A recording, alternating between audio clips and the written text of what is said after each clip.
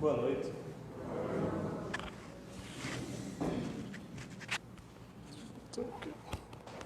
Que a paz do Mestre Jesus possa permanecer nos corações de todos nós e que as reflexões que a gente porventura traga aqui possa trazer em nós inquietações, que a gente possa refletir um pouco sobre vida, sobre comportamento, sobre a nossa estada aqui na Terra, sem nenhum cunho de julgamento moral ou puritano, mas com um cunho mais de aprofundamento nos conhecimentos interiores desse mundo, o qual a gente, passados séculos da vinda do Cristo aqui na Terra, a gente ainda não adentrou, a gente ainda não percebeu, talvez a presença amorosa do Cristo em nossas vidas, que sempre existiu. Tião, quando falava aqui da carência do pessoal da sopa, não só a carência material, mas quando ele falava da carência de uma palavra amiga, me veio logo na mente que todos nós que estamos aqui estamos carentes, em busca de algo, em busca de um conhecimento. Todos nós que adentramos em um templo religioso, uma casa espírita, uma igreja católica, protestante, buscamos alguma coisa.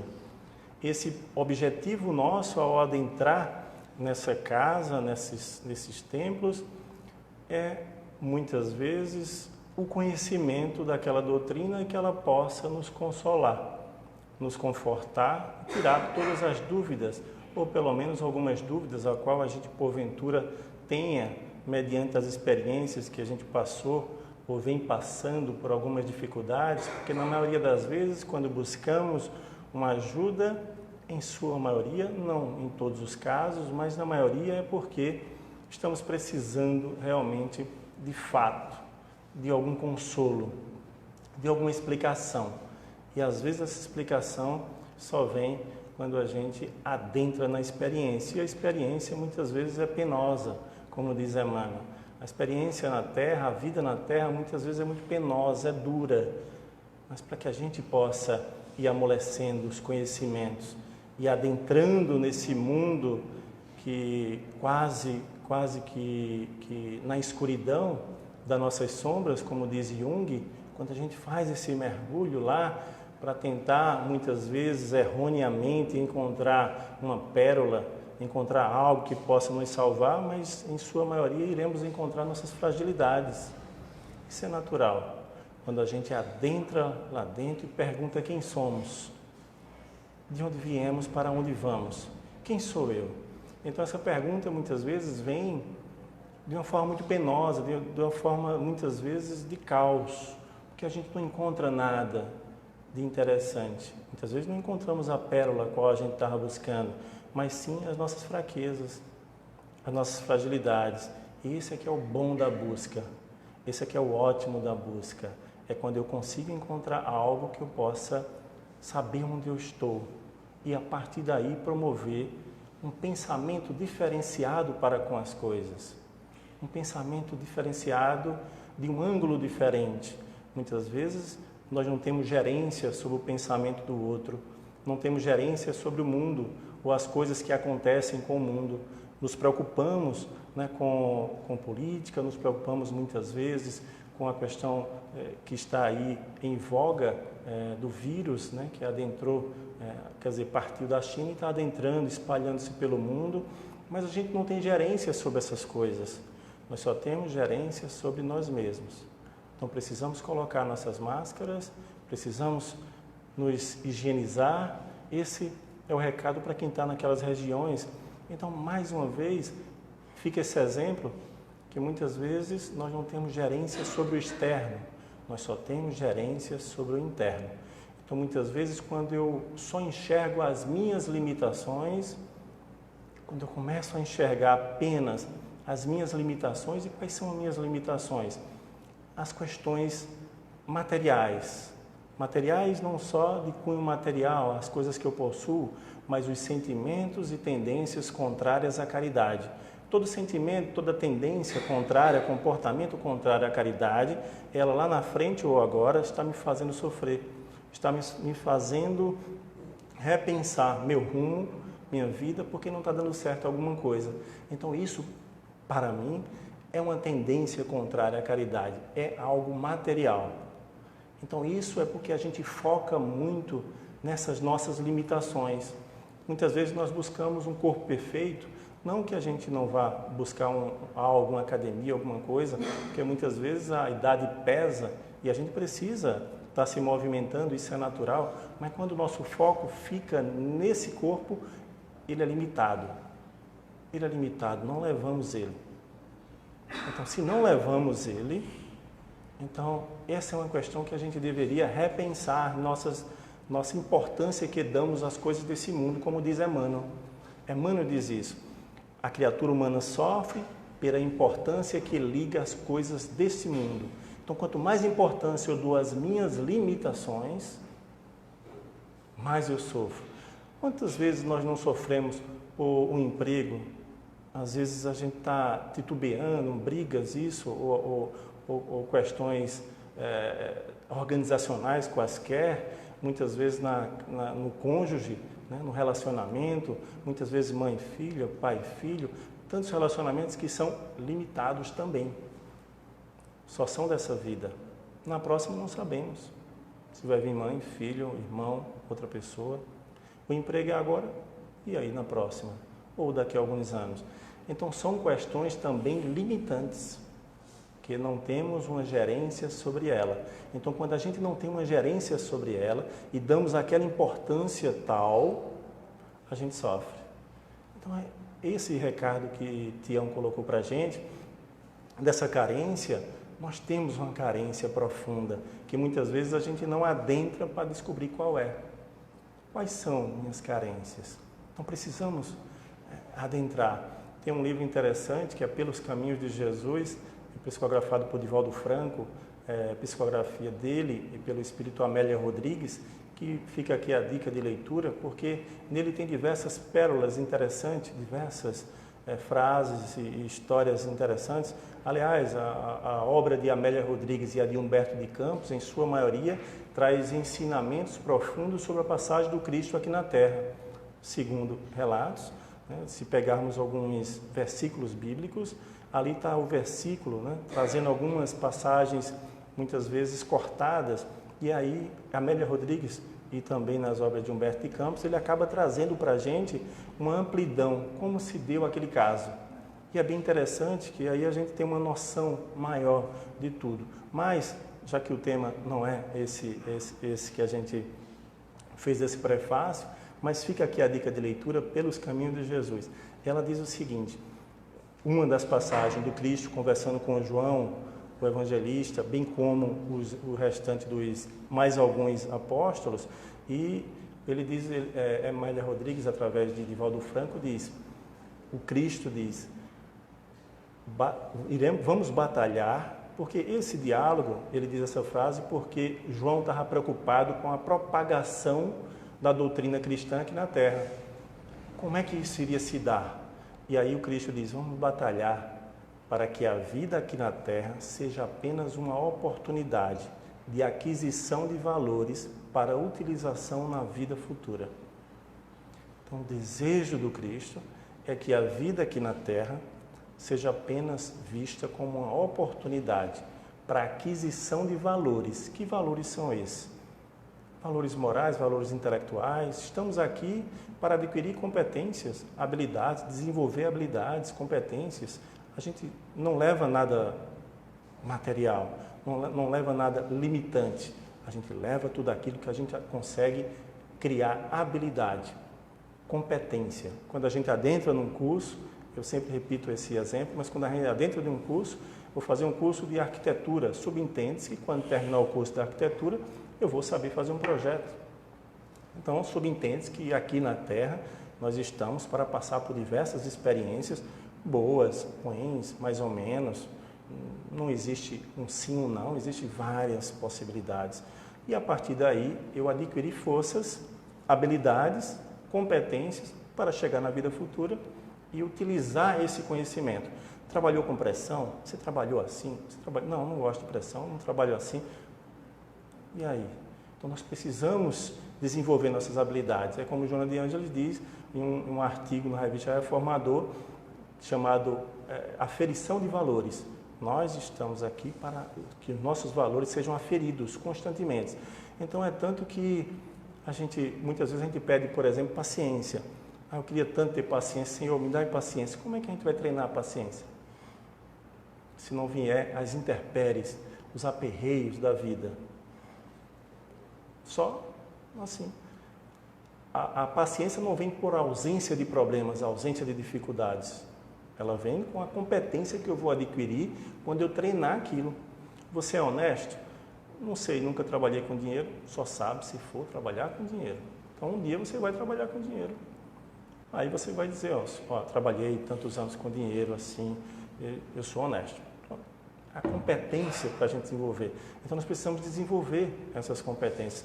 Então todos nós temos essa ânsia, essa necessidade de buscar em uma casa espírita, em um templo religioso qualquer, um significado para a nossa existência aqui na Terra. Esse deveria ser nosso propósito principal. Não um propósito de angariar recursos, prosperar, isso, aquilo, outro, coisas que não dependem da religião, dependem das competências de cada um e também do planejamento reencarnatório. Ninguém sabe o que é que tem dentro de cada um. Mas essa ânsia que a gente acaba trazendo, né, para a vida, quando a gente desperta um pouquinho, quando a gente começa a despertar, muitas vezes através da dor ou através de curiosidades mesmo, a gente começa a despertar algumas coisas e surgem alguns questionamentos. Na tradição budista, tem diversos contos interessantes. Tem um deles que vem da tradição do budismo japonês medieval, que conta que um jovem guerreiro, orgulhoso guerreiro, chamado Nebushi, ele, inquieto com as questões da vida, ele se questionou: será que existe um céu? Será que existe um inferno? Será que quando desencarnarmos, quando morrermos, para onde nós iremos? E aí ele passou algum tempo em busca dessa resposta. Certa feita, indicaram para ele um monge zen budista. E o monge é Kako. Ele buscou esse monge e perguntou ao monge: existe um céu e um inferno? Existe um paraíso e um inferno? Onde estão? E aí o monge, muito calmo, sereno, olhou para ele e disse: quem é você? Disse: eu sou um guerreiro, eu sou um samurai. E o monge disse para ele: samurai, você está mais parecendo um mendigo do que um samurai. Quem iria te contratar? Ninguém iria te contratar para guarda nenhuma, porque você não parece ser um samurai. E aí ele começa a ficar vermelho, nervoso, e começa a se questionar, né, mentalmente. E aí o monge começa a incitá-lo mais ainda, e ele começa a desembainhar a espada para atacar o monge. E o monge diz: você tem uma espada? Provavelmente, em tom cômico, ele disse, provavelmente a espada está cega e com certeza você não vai conseguir cortar a minha cabeça. O guerreiro, o samurai começa a falar palavras de ódio, retira a espada e quando vai dar o golpe fatal, o monge diz: esse é o inferno. Abriu as portas do inferno. E aí o samurai cai em si, vê da profundidade daquele ensinamento que ele estava recebendo, coloca a espada na bainha novamente, ele diz: esse é o céu. E ele faz um gesto de reverência para o monge. Querendo dizer, nesse conto, aliás, nos contos da tradição budista, tem diversos relatos sobre céu e inferno, em sua maioria voltados nesses questionamentos e nesses diálogos com o monge, com os monges, dos samurais, dos sábios, trazendo para a gente o que Emmanuel nos diz, né, que céu e inferno, céu e purgatório são estados de consciências, estados mentais de consciência. E Kardec, na primeira parte do livro do Céu e Inferno, chamado O Inferno, é o capítulo 4, ele diz que ele traz, na realidade, também fica aqui a dica de leitura, é um capítulo interessante, esse capítulo 4, porque ele traz diversas informações sobre o inferno cristão, o inferno pagão, os limbos que, aliás, desde 2009, eu acredito, 2009, 2010, já não é mais aceito pela Igreja Católica, né? Mas até então era aceito. Os limbos, que seriam aquelas crianças que não tiveram contato, né, com Cristo, não tiveram contato, né, com as experiências da vida que poderia levar, né, ao pecado, a isso, aquilo, então elas ficariam ali no limbo. Mas desde 2009 há uma contradição ainda, né, alguns religiosos acreditam que ainda deveria existir, outros que não deveriam existir. Mas Kardec traz isso aí. Mas quando vocês forem ler a parte que trata do limbo, a época de Kardec, no século XIX, ainda existia para a Igreja Católica. Então é bem interessante porque Kardec começa a dissertar sobre esse inferno. Que inferno é esse? Porque Kardec estava nessa ânsia de desvendar esse mundo espiritual, que até então nós tínhamos notícias que o mundo espiritual era muito místico, né? Quem morria era anjo, quem aparecia era Satanás, era o diabo, era um anjo, quem era isso? E Kardec começou a elucidar tudo isso. E nessa obra, e principalmente nesse capítulo, ele acaba trazendo informações importantíssimas para que a gente tenha subsídios, né? E bem como os outros, ele trouxe informações claras sobre esse inferno, né? Como disse Tião aqui, né? Ele não existe, mas na obra Ação e Reação, de André Luiz, tem informações importantíssimas que acaba abrangendo mais informações. Ele diz, sim, o inferno existe. O inferno existe. São criações da nossa consciência, da nossa vibração mental. Somos nós que criamos esse inferno. Então, isso é bem interessante, a gente saber, porque muitas vezes as pessoas dizem, mas o inferno do espírito é um umbral. Não é questão de ser umbral, a gente precisa desmistificar isso. Não existe uma instância inferno, como diz Martins Peralva, no capítulo 50 da sua obra, Estudando o Evangelho, chamada Inferno também. E nesse capítulo 50 ele diz que, para a Igreja Católica, por exemplo, o inferno é objetivo, para o Espiritismo é subjetivo. Para outras denominações religiosas, né, o inferno é uma instância onde há penas eternas. A pena é eterna. Para o Espiritismo, é uma instância que existe, onde diversos espíritos acabam se reunindo para passar por algumas situações onde as suas cadeias mentais acabam sendo atraindo umas às outras. Eles acabam sendo atraindo umas às outras. E elas, na obra Ação e Reação, ele diz, isso é super necessário.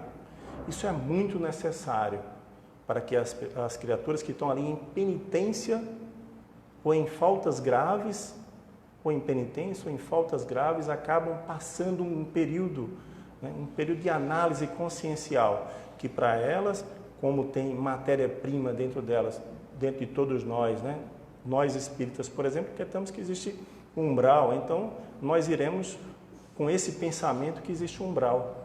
Umbral é uma instância onde eu vou, com certeza, influenciados pela obra de Nosso Lar, a obra de André Luiz, onde ele passou um tempo, né, no umbral, então nós vamos com esse estado de consciência, mas não é esse estado de consciência que vai nos levar para o umbral, e sim a nossa vibração, comportamento mental, nossa ação aqui na Terra. Na pergunta 1009, por exemplo, do Livro dos Espíritos, para a gente esclarecer melhor, a 1009 pergunta se existem penas eternas, porque se existe inferno de fato, objetivo, então seria uma instância onde as pessoas que fizeram algum mal, ou vários maus, alguma coisa desse tipo, iria obter uma pena eterna.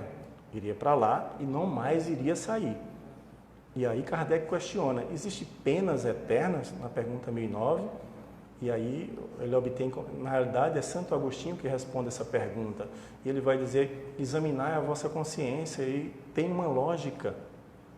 Será que alguns momentos de erro da criatura humana seria justo uma pena eterna? Se pelo menos ele errou ali 100 anos e ele pagasse 100 anos, até aí daria para entender.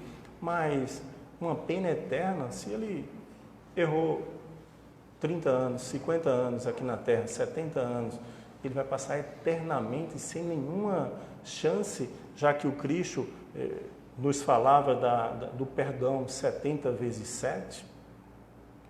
Há algum escolhido? Será que tem como escolher? Então, Santo Agostinho, através dessa pergunta, deixa claro que não existe penas eternas.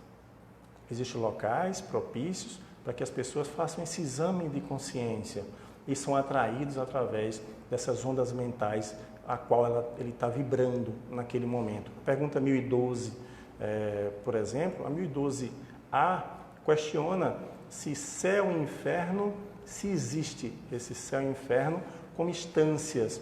E os espíritos vêm dizer que é uma alegoria. Essa é realmente uma alegoria, tal qual, né, a instância teológica antiga, né, de ser um lugar circunscrito onde as criaturas fossem ali pagar alguma coisa. Então esse pagar ele acaba não existindo. Então nós precisamos começar a pensar, né, se não existe céu propriamente dito como nós aprendemos, né, até então, e não existe inferno que nós aprendemos até então. Então o que é que o Espiritismo fala que existe? Se na obra Sem Ação existe uma instância ali provisória, por que as pessoas vão para ali? Por que as pessoas acabam sendo atraídas para esse local? Enquanto estamos no corpo, né, nós vibramos numa sintonia onde muitas vezes o corpo material esconde a nossa real intenção, os nossos reais desejos, as nossas reais necessidades. Então isso acaba sendo escondido. Enquanto perdemos o corpo, né, ficamos só com o perispírito, essa alma acaba sendo levada porque o pensamento cria, né, como diz no livro Pensamento e Vida, o pensamento cria a vida que a gente procura. Então nós somos atraídos por aquilo que a gente acaba...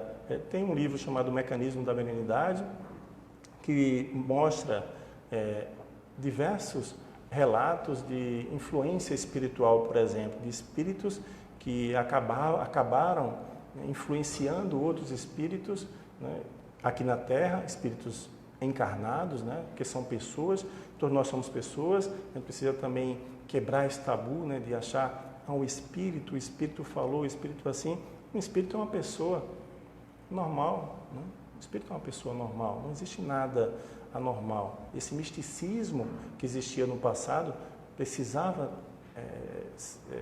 encerrar isso lá com Kardec, mas ainda prosseguiu, né? Prosseguiu muito tempo. Se a gente até fizer uma análise, sem nenhuma crítica, claro, né? Mas se fizermos uma análise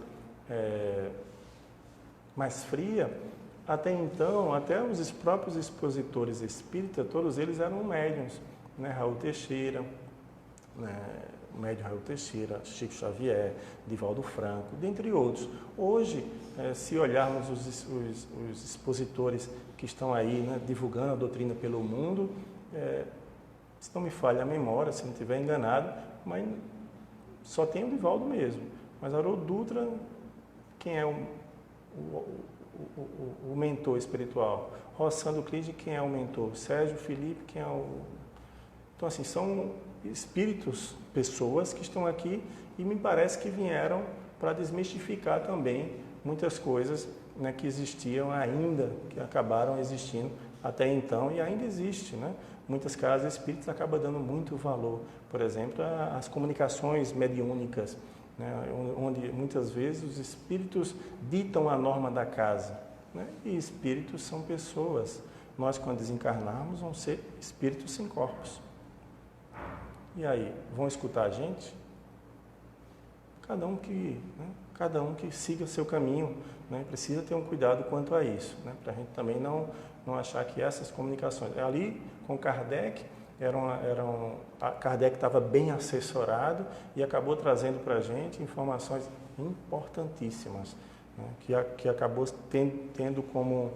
deixou para todos nós subsídios suficientes para que os outros espíritos, né, compenetrados com a codificação, Humberto de Campos, André Luiz, Emmanuel, né, Manuel Filomeno de Miranda, né, Ivone do Amaral, conseguisse dar vazão, né, a trazer mais informações para todos nós.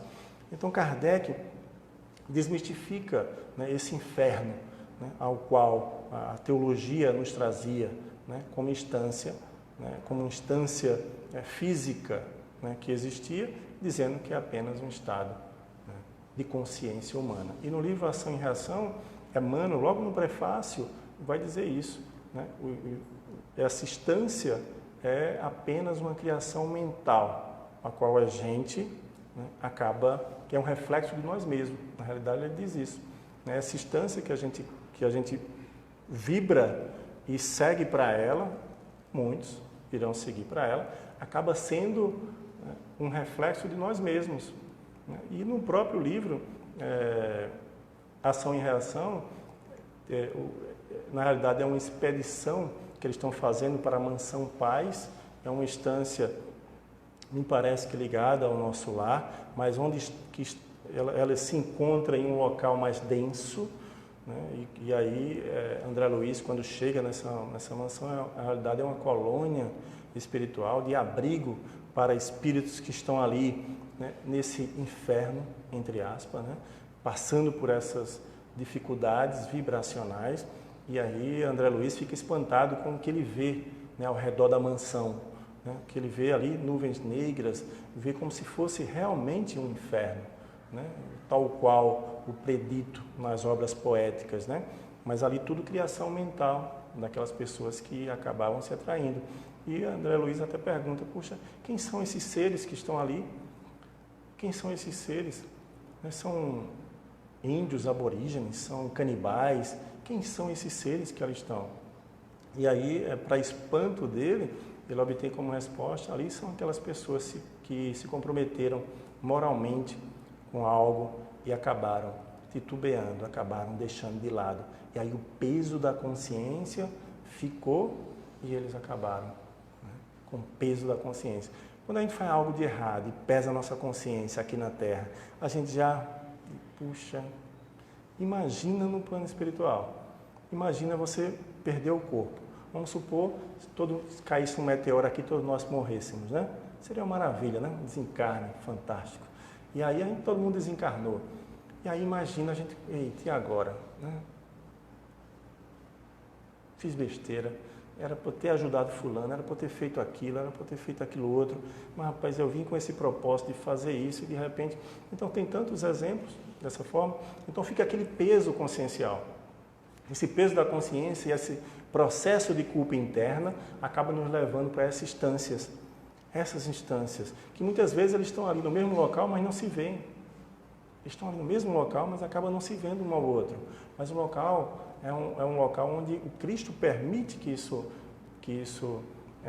seja. Inclusive, é uma das perguntas de Silas nessa obra, né, que diz, puxa, Deus permite, né, que esses locais existem, e ele obtém como resposta, sim, permite para que essas criaturas também sejam amparadas, porque Jesus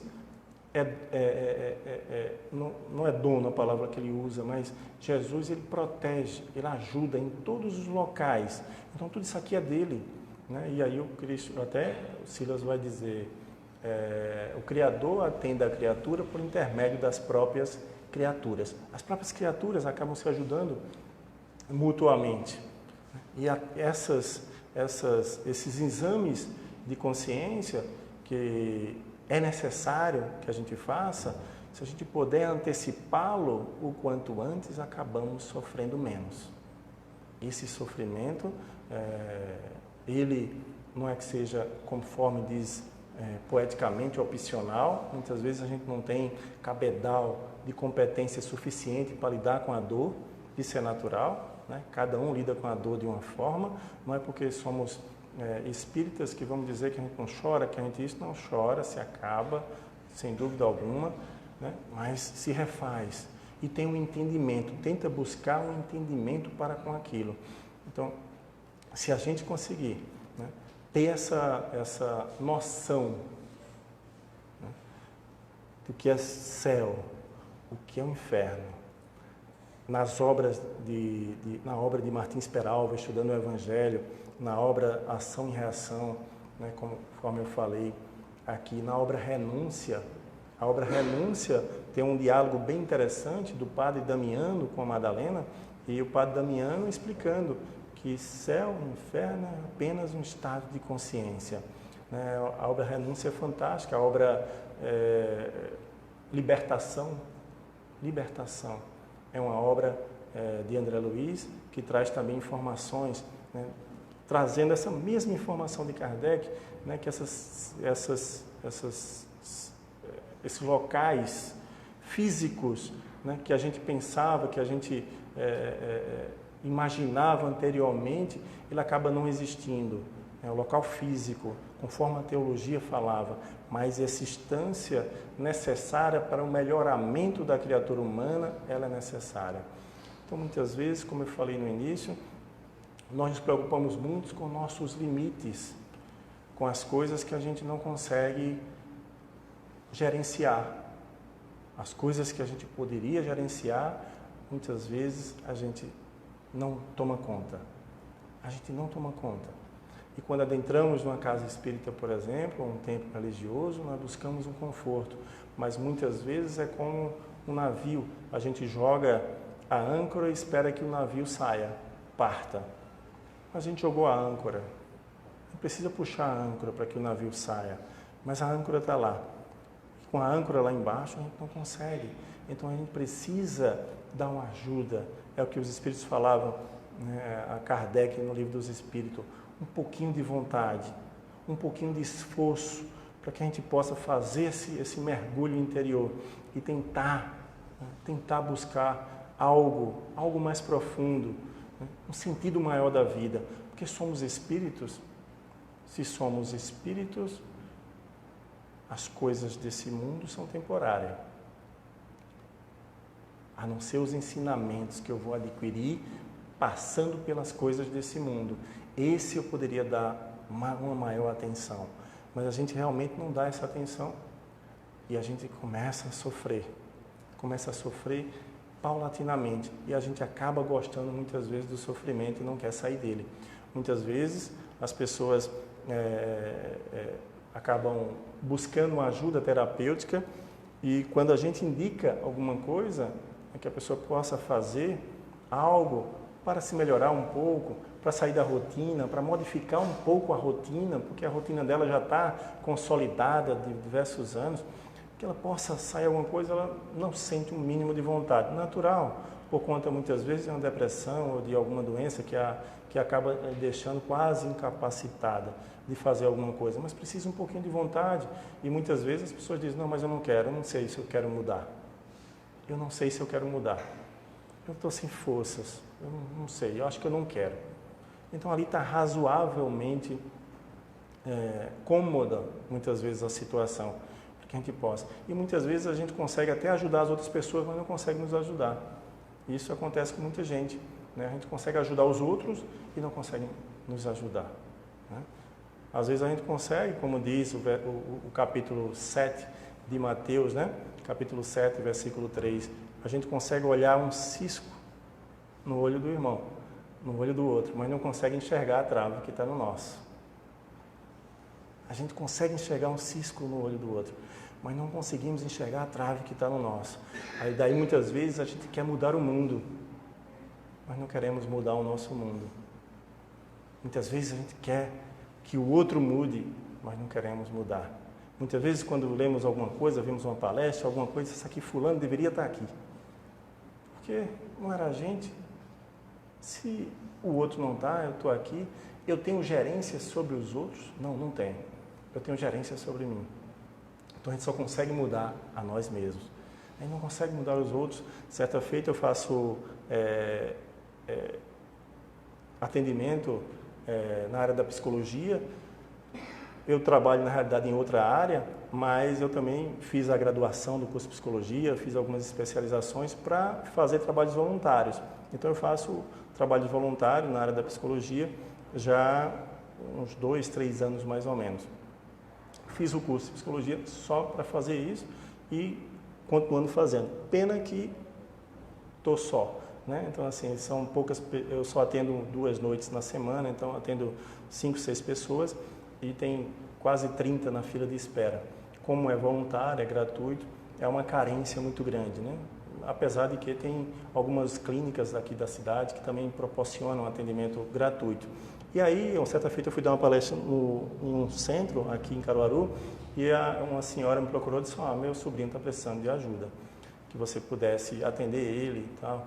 Eu disse: puxa, né, tanta gente, né? Assim, mas fiquei sem jeito, porque ela me pediu com tanto, né, com tanta emotividade, né, com tantas lágrimas, que eu disse: não, mande ele para falar comigo, dia tal hora. Ele, pronto, ele vai lá, tal hora, eu não vou poder atender ele. Não, mas não tem problema, você conversa com ele 5 minutinhos. 5 minutinhos você conversar com ele, talvez dê algum direcionamento. Ok. Aí eu aguardei na hora aprazada, eu terminei de atender uma pessoa. Quando terminou, eu olhei na recepção, não tinha nenhum homem, era um rapaz, né, mas só tinha a pessoa que estava me esperando para o horário posterior. E aí eu fechei a porta, fui olhar o celular, ver se tinha alguma mensagem dela, não tinha nenhuma mensagem. E puxa, né, a pessoa não chegou. Quando eu fui olhar novamente, quando eu ia abrindo a porta, a pessoa já ia bater. Um rapaz. Eu disse: opa, boa noite, vamos entrar? O rapaz entrou, ele estava tirando uma sacola de entregador de hambúrguer, pizza, as sacolas que o pessoal usa, né? Já ia tirando a sacola: não, entra, bota aqui em cima da mesa. Ele botou em cima da mesa e aí ficamos conversando. Tudo bem? Tudo bem, como é que tá as coisas? Tá bem. Então, e aí, de repente, não deu 2 minutos, ele travou, né? Porque na conversa, muitas vezes, com psicólogo, a gente trava, né? É uma pessoa estranha ali, a gente não consegue tirar de nós o que é que está nos inquietando. E aí eu disse: mas você está bem? Ele disse: estou. E ele começou a balançar as pernas. Se você está tomando algum remédio? Eu disse: estou, mas não sei. Aí, bom, tomando algum remédio. Às vezes o próprio medicamento psiquiátrico proporciona com que a pessoa, né, se movimente ali as pernas. E eu fazendo toda uma análise dele, porque o psicólogo não pode ver a pessoa, né, principalmente quando eu estava recém-formado, que eu já começava a analisar. Assim. Então comecei a analisar ele. E eu disse: se você está sentindo alguma coisa? Eu disse: olha, eu quero ir embora, eu preciso ir embora. E aí a pessoa, eu entendi aquilo, né, naquele momento, porque a pessoa às vezes quer fugir de onde está. Muitas vezes quando a gente está sofrendo, a gente diz isso, né? Eu queria que o mundo sumisse, eu queria sumir, eu queria desaparecer. Então eu entendi isso dele, eu disse: eu entendo. E aí eu fui cortando ele. Quando ele começava a falar, eu já ia cortando. Ele se levantou e disse: sente. Ele sentou e começou a falar, a discutir. E ele disse: eu vou embora, eu não estou entendendo nada. Tem um termo da psicologia chamado alexitimia, que é quando você não entende os seus próprios sentimentos. A gente não consegue fazer uma interpretação dos nossos sentimentos, muitas vezes. Eu estou sentindo alguma coisa, eu não sei o que é. É algo que é uma mágoa, é isso, eu não sei o que é. Então é um termo que a gente utiliza, é a alexitimia, que as pessoas não conseguem dizer o que sentem. Então ele não estava conseguindo dizer o que sente. E aí a gente foi, eu tentando, ele querendo ir embora, pegou na bolsa assim, segurou, mecanismo de defesa, né? Ele segurou a bolsa, né, para tentar se segurar de algo, se proteger de algo. E eu fazendo toda aquela análise, já estava desistindo, né, porque eu estava com outra pessoa, né, para atender, não dava para se estender ali, mas eu na ânsia de tentar ajudá-lo, porque muitas vezes todos nós somos assim, né? Quando encontramos alguém com alguma coisa, a gente enxerga no outro todos os defeitos. É o que diz Mateus, nesse versículo 3 do capítulo 7. Enxerga um cisco no olho e uma trave no teu. Então isso fica como exemplo. Depois de quase 18 minutos, ele disse: olha, eu não queria dizer não, mas eu só vim entregar uma pizza. Você é o doutor Bruno? Eu disse: não, eu sou... Quer dizer, ele tinha batido na porta errada. Quer dizer, eu entendi que ele estava sofrendo, querendo ajuda, né? Mas ele era o entregador de pizza. Desculpa. Aí ele disse assim: ó, agora eu posso voltar, porque agora eu não sei quem eu sou, eu não sei se eu estou... Aí disse: não, aí dei meu número para ele, pode ficar à vontade, depois você me liga para a gente consertar e sair, porque realmente saiu. Muitas vezes a gente tem essa ânsia de tentar ajudar as pessoas, encontra defeitos em todos, em tudo, e esquece que tudo isso é limitante. Tudo isso são instâncias que a gente não tem gerência. A gente só tem gerência sobre os nossos sentimentos, sobre as nossas ações.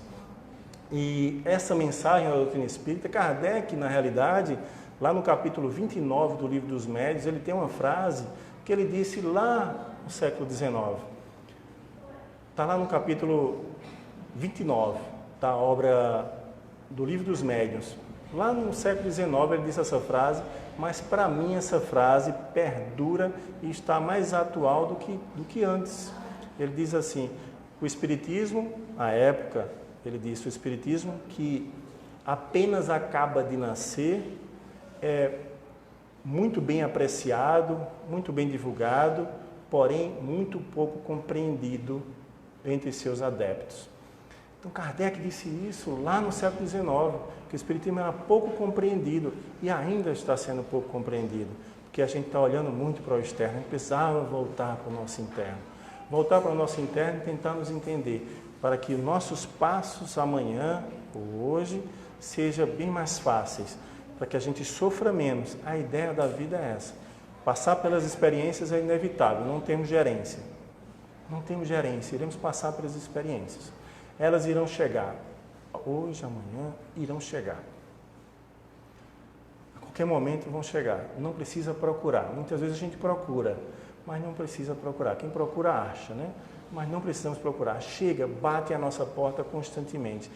A nossa ideia é tentar entender a nossa essência enquanto espírito e a partir daí começar a dar passos mais sólidos, né, nessa senda evolutiva, nessa estrada que o Cristo pavimentou há mais de 2000 anos e que a gente ainda corre, talvez, em vias não pavimentadas, esburacadas, por isso que a gente sofre ainda.